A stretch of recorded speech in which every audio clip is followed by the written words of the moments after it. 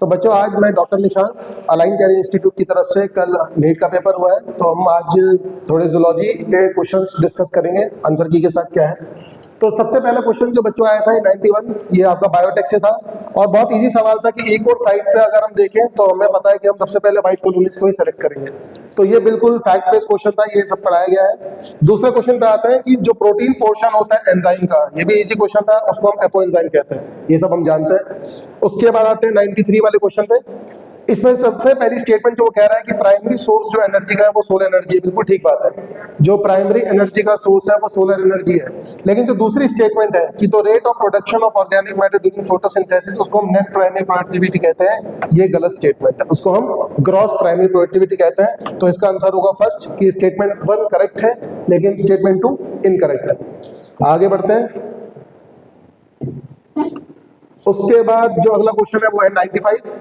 Neoplastic cells के बारे में हम जानते हैं कि नियोप्लास्टिक सेल एक मास होता है और जो कैंसर सेल्स होती है बहुत तेजी से ग्रो करते हैं और वो आसपास के टिश्यू को इन्वेड भी करती हैं, कभी भी वो ओरिजिनल लोकेशन पे सीमित नहीं रहती। तो ये स्टेटमेंट गलत है।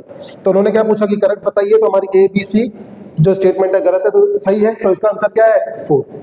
उसके बाद आते हैं हम अपने क्वेश्चन नंबर 97 पे। 97 में बहुत इजी क्वेश्चन है। हम जानते हैं प्रोजेस्टेरॉन कहां से निकलता है, कॉर्पस लूटियम, तो ए का क्या होगा 4। तो यानी कि आंसर 3 और 4 में से है। रिलैक्सिन हमेशा कहां से निकलता है, ओवरी से, मेलानोसाइट इंटरमीडिएट पिट्यूटरी से और कैटेकोलामीन्स एड्रिनल मेडुला से। तो ए का 4, बी का 2 और सी का 1 और डी का 3। तो आंसर क्या होगा हमारा 3rd। बिल्कुल डायरेक्ट क्वेश्चन था, बहुत इजी।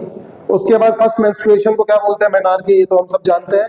एली लिली के बारे में भी हमने पढ़ा है कि एली लिली कंपनी जिसने सबसे पहले ह्यूमन इंसुलिन बनाई थी, उन्होंने एक बैक्टीरिया का इस्तेमाल किया था। तो ये बिल्कुल डायरेक्ट क्वेश्चन था 101 वाला भी। आगे बढ़ते हैं। आगे अब देखते हैं ये स्टेटमेंट सबसे पुरानी जो बहुत फेमस है कि all vertebrates are chordates but all chordates are not vertebrates. बिल्कुल ठीक बात है, ये एनसीईआरटी की बिल्कुल लाइन है इन्वर्टेड कॉमास की। रीजन देखते हैं कि जो मेंबर्स होते हैं सब फाइलम वर्टिब्रेटा के, जिसमें हम कॉन्ड्रोसाइट और ऑस्टियोसाइट के बारे में पढ़ते हैं, उनकी नोटोकॉर्ड कार्टिलेज और बोन दोनों से रिप्लेस होती है। तो एसर्शन भी ठीक है और रीजन उसका करेक्ट एक्सप्लेनेशन है। तो आपका आंसर होगा 3 कि both A and A are true and R is the correct explanation of A. उसके बाद आते हैं आपका क्वेश्चन नंबर 105 बायोमोलिक्यूल्स का क्वेश्चन है। एडिनोसिन हम जानते हैं, एडिनोसिन एक न्यूक्लियोसाइड है, एडिनाइलिक एसिड एक न्यूक्लियोटाइड है, एलानिन एक अमीनो एसिड है और एडेनिन एक नाइट्रोजनस बेस है। ठीक, तो इसका आंसर होगा आपका डी का 4 और सी का 1, ए का 3 और बी का 2। ए का 3 और बी का 2, तो इसका आंसर होगा 1। तो 105 वाले का आंसर 1 है। फ्रॉग पे बच्चों इस बार सवाल बहुत सारे थे, तो फ्रॉग अब से अगले साल से हमें पूरा डिटेल में पढ़ना पड़ेगा। इस बार 3 या 4 क्वेश्चन थे फ्रॉग से। तो रीनल पोर्टल सिस्टम जो फ्रॉग का होता है वो आपका डायरेक्ट याद होना चाहिए कि वो फ्रॉग की किडनी और उसकी जो लोअर पार्ट होती है बॉडी की, उसको आपस में कनेक्ट करता है। उसके बाद आता है आपका अगला क्वेश्चन है, ये भी डायरेक्ट फॉर्मूला दिखाया जाता है कि पीसीआर में जो साइकिल्स का नंबर होता है वो 2 की पावर n होगा। तो ये आपका 4 ऑप्शन है। उसके बाद हमारा जो क्वेश्चन नंबर बनता है वो है आपका 111।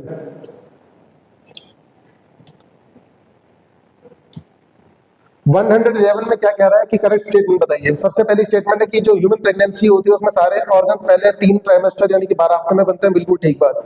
दूसरा क्वेश्चन है in human pregnancy major organs are form. जब पहले में 12 हफ्ते बोलते तो दूसरे में 8 हफ्ते तो नहीं होंगे, तो ये हो गई स्टेटमेंट गलत।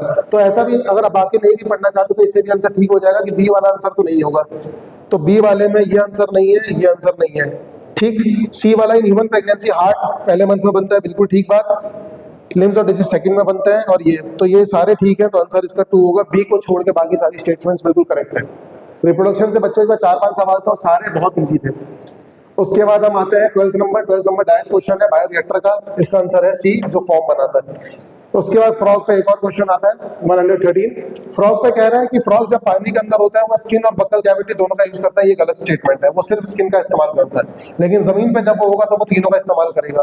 तो ये 2 स्टेटमेंट है। तो पहले वाली स्टेटमेंट जो पानी वाली है फॉर वाटर वो गलत है, लेकिन लैंड वाली ट्रू है। तो आंसर क्या होगा 1st।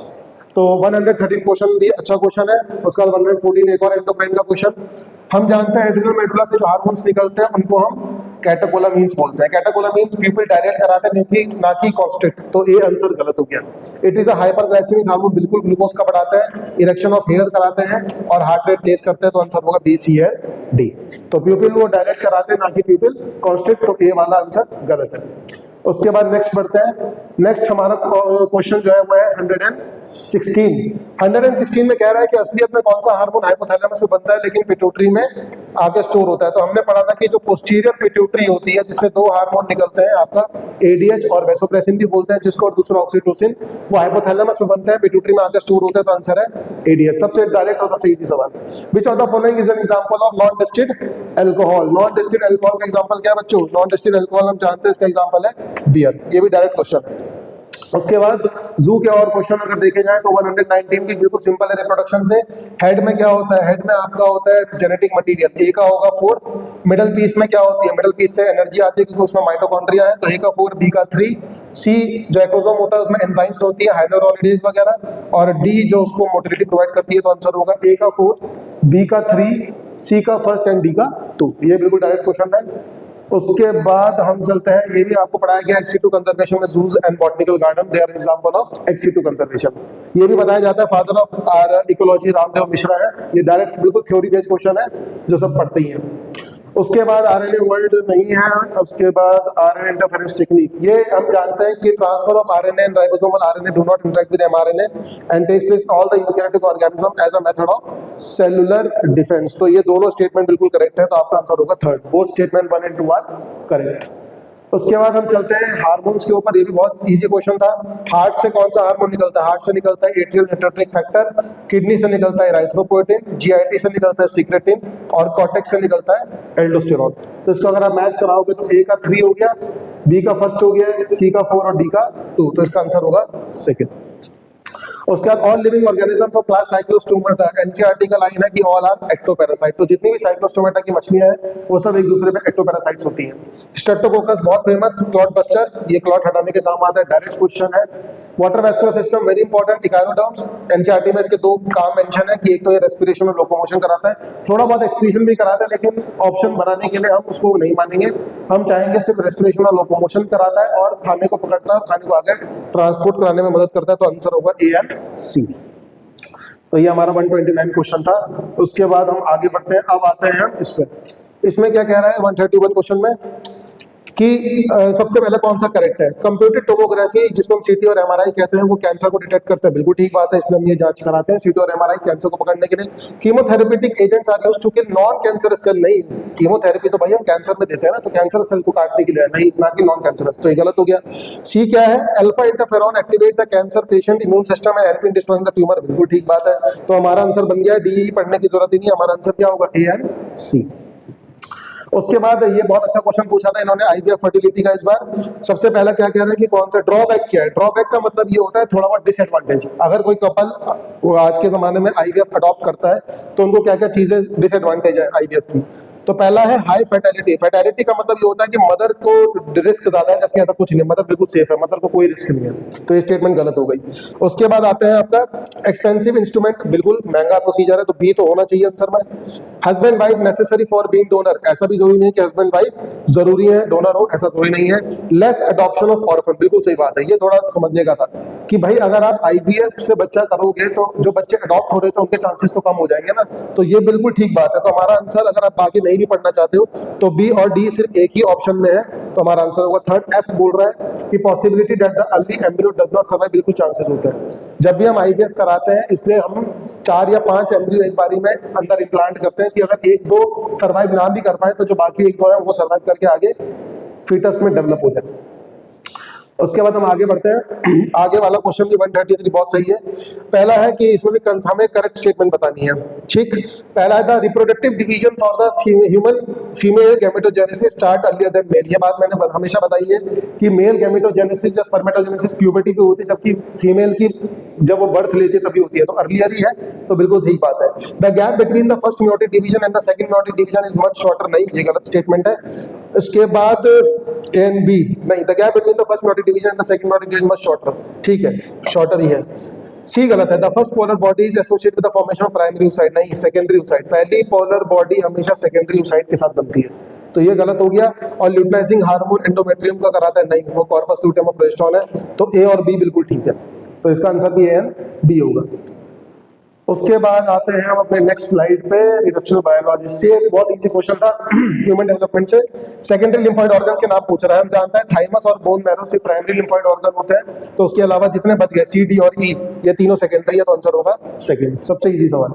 एविल क्वाड्रेट, ये भी बहुत इजी था। एविल क्वाड्रेट एक्सटेंशन को बताता है, तो ए का तो 4 हो गया, ए का 4, अच्छा ए का 4 तो नहीं है इसमें, ए का नहीं, एक्सटेंशन नहीं, कॉजेज ऑफ बायोडाइवर्सिटी, सॉरी बच्चों, कॉजेज ऑफ बायोडाइवर्सिटी में ए का 3 होगा, ए का 3 है। उसके अलावा ए का 3 है, बी का फर्स्ट होगा, एक्सीटू कंजर्वेशन क्रायोप्रिजर्वेशन के लिए है, तो ए का 3, बी का 1, ए के ऑप्शन में बन रहा है, तो आंसर क्या है इसका? फोर्थ। 138 का फोर्थ होगा।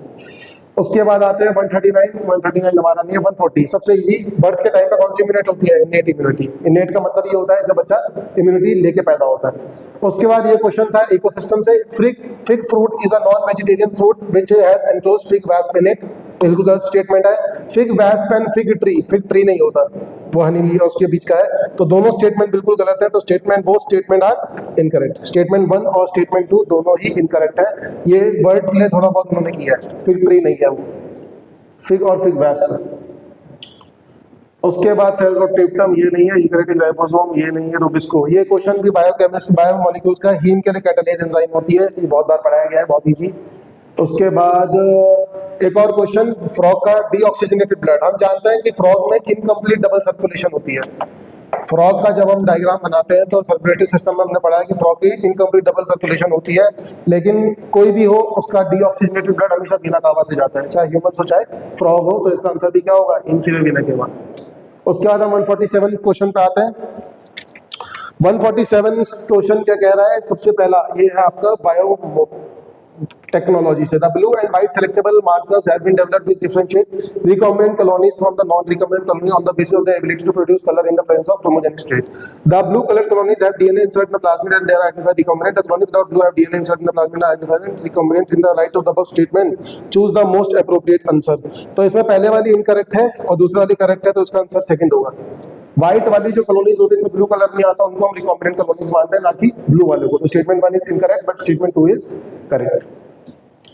ये भी बहुत इजी था कि इनमें से कौन सी चीज आप घर पे नहीं बना सकते हो, तो लैक्टोबैसिलस कर्ड में मिलता है, दही हम घर पे बना सकते हैं, और सैक्रोमाइसिस सेरिवेसी ब्रेड एंड उसमें मिलता है, ये भी हम घर में बना सकते हैं, ये भी हम घर पे बना सकते हैं। तो ए और सी ये दो चीजें हम घर पे नहीं बना सकते। एज पर जेनस नाइगर ये घर पे नहीं होगा। ट्राइकोडर्मा पोलिस्पोरम भी हम साइक्लोस्पोरिन घर पे नहीं बना सकते।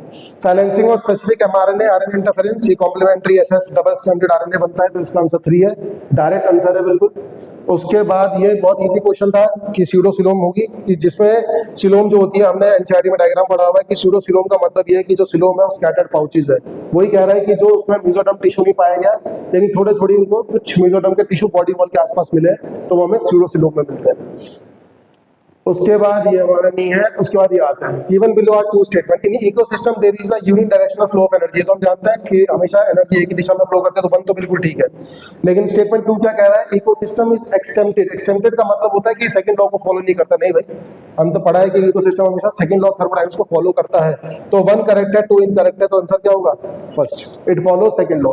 ये बहुत इजी क्वेश्चन था। इकोसिस्टम में प्रोडक्टिविटी का फॉर्मूला क्या होता है? Kilo calorie per metre square per year. Genetics नहीं है। उसके बाद इंटेगुमेंट हो गया, क्लोरोफिल ये भी नहीं है हमारा। उसके बाद जी ये भी नहीं है। ये है सीधा क्वेश्चन कि जीन क्लोनिंग के लिए हमें 3 चीजें जरूरत होती है जो मैं टूल्स में पढ़ाता हूँ। रेस्ट्रिक्शन एंजाइम की जरूरत होती है काटने के लिए, चिपकाने के लिए डीएनए लाइगेज चाहिए और पॉलीमरेज चाहिए। तो इसमें पूछा करेक्ट आंसर बताइए, तो हमें क्या क्या चाहिए, क्या क्या नहीं चाहिए पूछा उसने, नॉट। तो आंसर होगा C and D. C and D की हमें कोई जरूरत नहीं है, हमें ए, बी और ई चाहिए होता है। फ्रॉग का एक और क्वेश्चन कि करेक्ट स्टेटमेंट बताइए कॉपुलेटरी ऑर्गन। तो कॉपुलेटरी ऑर्गन जो होता है उसका first digit of the fourth limb में होता है। ये डायरेक्ट थ्योरी आपको पता होनी चाहिए। ये क्वेश्चन बहुत अच्छा होता है एक्सक्रीटरी सिस्टम का कि इनमें से पीसीटी और डीसीटी के लिए कौन सा डायग्राम ठीक है। तो जब मैंने पढ़ाया तो मैंने बताया था कि चाहे पीसीटी हो चाहे डीसीटी हो, दोनों में 3 चीजें रीअब्सॉर्ब होती हैं। तो अगर आप चारों ऑप्शन देखेंगे तो सिर्फ ये इकलौता ऑप्शन है इसमें पीसीटी में भी 3 चीजें रीअब्सॉर्ब हो रही है और डीसीटी में भी। तो यही करेक्ट आंसर है पीसीटी और डीसीटी के लिए। उसके बाद एंटीजन के स्ट्रक्चर पे क्वेश्चन आ रखा है। एंटीजन में ये हमने बात करी कि antigen binding site N terminal पे होती है, ना कि सी टर्मिनल पे। तो ये स्टेटमेंट गलत हो गई। ठीक, एन टर्मिनल पे होती है, ना कि सी टर्मिनल पे। नॉन ये नहीं है 167 monocot stem. Twins are bought to a family, आपके घर के बगल में कोई रिश्तेदार रहता है, उनके घर में जुड़वा हुए बच्चे हुए हैं, उनमें एक लड़का और एक लड़की है। जब भी ऐसे ट्विंस जिनका जेंडर अलग हो पैदा होते हैं, उनको हम फ्रेटर्नल ट्विंस कहते हैं। तो ये आंसर इसका ठीक होगा, फ्रेटर्नल ट्विंस। ये हर बार का फेवरेट सवाल इवोल्यूशन का कि स्वीट पोटैटो पोटैटो कौन सा इवोल्यूशन दिखाते हैं, तो वो दिखाते हैं एनालॉगस ऑर्गन्स, और एनालॉगस ऑर्गन्स कैसा इवोल्यूशन शो करते हैं, कन्वर्जेंट। तो ये आपका 169 का सेकंड आंसर होगा, एनालॉगस एंड कन्वर्जेंट इवोल्यूशन। उसके बाद आगे बढ़ते हैं। डायबिटिक पेशेंट को हम इंसुलिन के इंजेक्शन क्यों देते हैं, उसको ओरली क्यों नहीं देते हैं? क्योंकि हमने पढ़ा है कि अगर इंसुलिन को आप ओरली दोगे तो स्टमक से जाएगी और स्टमक में एब्जॉर्ब हो जाएगी, डाइजेस्ट हो जाएगी। तो उसका आंसर होगा D, it will be digested in the GIT. ये बायोमोलिक्यूल का एक और बहुत इजी सवाल है। आप देख रहे हो कि एस डैश ग्रुप यहाँ पे ट्रांसफर हो गया और ये यहाँ चला गया, तो सिंपल सी कौन सी एंजाइम काम कर रही है, ट्रांसफरेज। ज्यादा सोचना नहीं था, अगर नहीं भी पढ़ा होगा तो कॉमन सेंस लगाते तब भी क्वेश्चन हो जाता कि ग्रुप एक जगह से उठकर ट्रांसफर हो गया है, तो ट्रांसफरेज एंजाइम ने ही किया होगा। उसके बाद आता है ये बहुत अच्छा क्वेश्चन था 173 बायोटेक का। The DNA fragments extracted from gel electrophoresis are used in the construction of recombinant DNA. बिल्कुल ठीक बात है। स्मॉलर डीएनए के फ्रेगमेंट्स एनोड पे मिलते हैं, जबकि लार्जर फ्रेगमेंट्स एगरोस जेल पे मिलते हैं। ये भी ठीक है, दोनों स्टेटमेंट बिल्कुल ठीक है। तो both statement 1 and 2 are correct. ये उन्होंने थोड़ा वेल दे के कंफ्यूज कर दिया, वेल कैथोड का ही बना होता है, तो ये आंसर भी ठीक है। उसके बाद हम आते हैं फ्यूजन ऑफ, ये नहीं है, ये नहीं है, हेटेरोट्रॉफ ऑर्गेनिज्म।